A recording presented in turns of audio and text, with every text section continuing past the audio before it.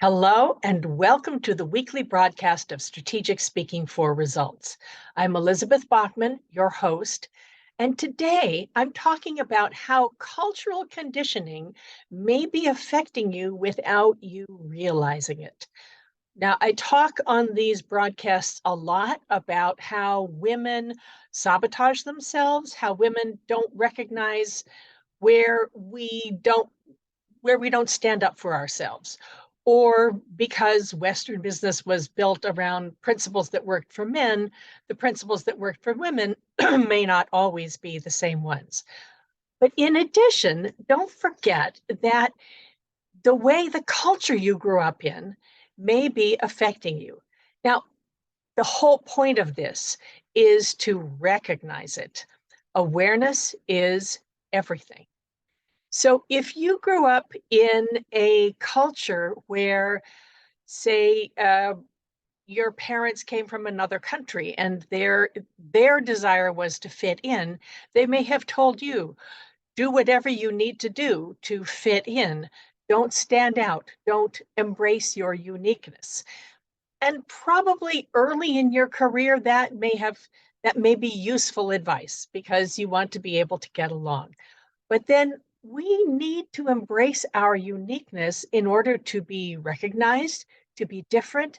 And nowadays, especially if you come from another culture, to celebrate what makes you unique, the strengths that you bring that perhaps can add to the conversation. If you came from a culture where it's important to argue and to argue about everything, you grow up with the delight of arguing. But you might be in the rest of your colleagues might have come from cultures where it's important not to argue, to make decisions quietly or come to a consensus. Or on the other hand, you may have grown up in a culture where you were supposed to keep your head down and fit in, don't make noise, especially as a woman. Many cultures do that. So learning how to stand up for yourself can be a challenge. Just recognize it, notice it, and then make a choice. It does get easier as you go on.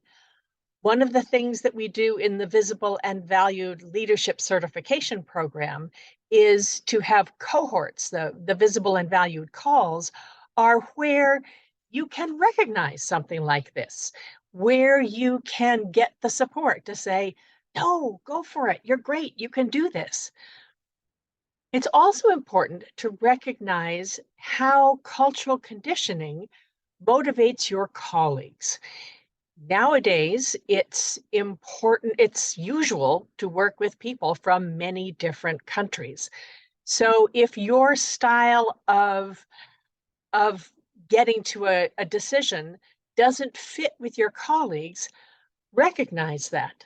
Someone might be put off because they don't expect you to speak up, or they expect you to speak up and fight. And if you're not fighting, if you opt out, you don't count.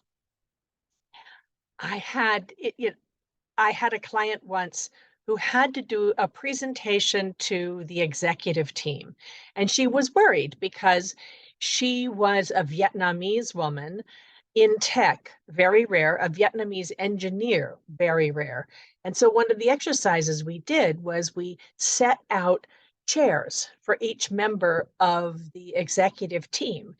And then for each person, they were all men, she analyzed where they had come from and what they would expect from a woman, what they would expect from an Asian woman, and whether that would affect whether they she was listened to or not. Again, it makes sense. As long as you recognize, again, recognize awareness is everything. Recognize the biases that someone may have grown up with. We all do. We all have them. I've had clients in France who can't get ahead because they didn't go to the right school. That's a particularly that fits with several cultures that are very hierarchical. One of the best things you can do is talk to your colleagues. Ask them where they're from. Ask them what their childhood was like. Learn where they came from. And here's the other thing. Family background is the most important and the thing it will affect people the most. If someone came from a difficult family where there was a lot of yelling and screaming, they may have learned that the only way to get attention is to yell and scream. Or they may have learned that the only way to be safe is to keep their mouth shut and keep their head down. Where you come from, the culture you come from, most importantly, the family you come from, which is something your colleagues may or may not want to share, is going to affect how they think. And that will affect how they perceive you.